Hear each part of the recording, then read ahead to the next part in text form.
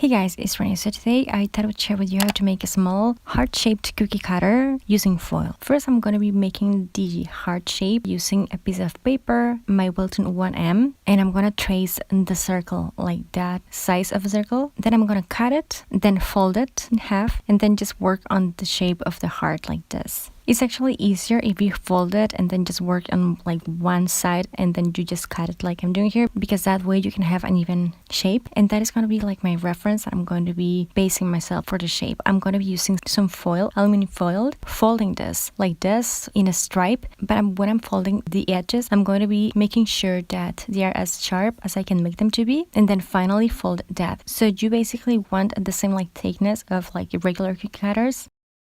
I'm going to be folding that and then taking a ruler and just making that like pointy, the top part of the heart like this.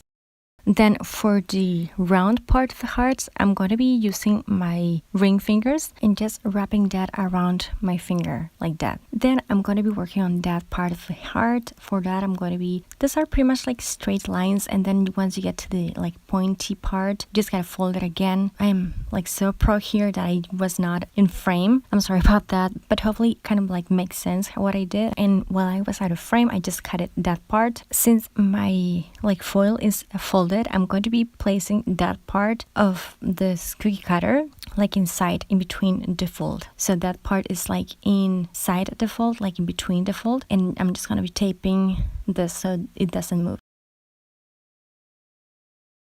And just remember, you have a part that is like sharp and doesn't have a fold in there, and you have another part that has like the fold. The part where you can see the fold is the part that you have to see while you're cutting. So you use the part that doesn't have a fold to cut. And this is it in action. I just wanted to share with you what you get with this. And obviously, because this is handmade and made out of foil, you'll just have to smooth the edges like this. It's really easy. Sometimes you have to even do that with like store-bought cookie cutters. But yeah, guys, this is the easy heart-shaped cookie cutter that I want to share with you. It's actually really easy to make and it's quite handy. If you want to see it in action, don't forget to check out my next DIY. But yeah, hopefully it comes handy and you liked it too. If you did, don't forget to give this video a thumbs up. Check out more easy DIYs I have on my channel. Subscribe for more. Let me know what you think of this one and share this. Thank you so much for watching. I'll talk to you later and take care. Bye.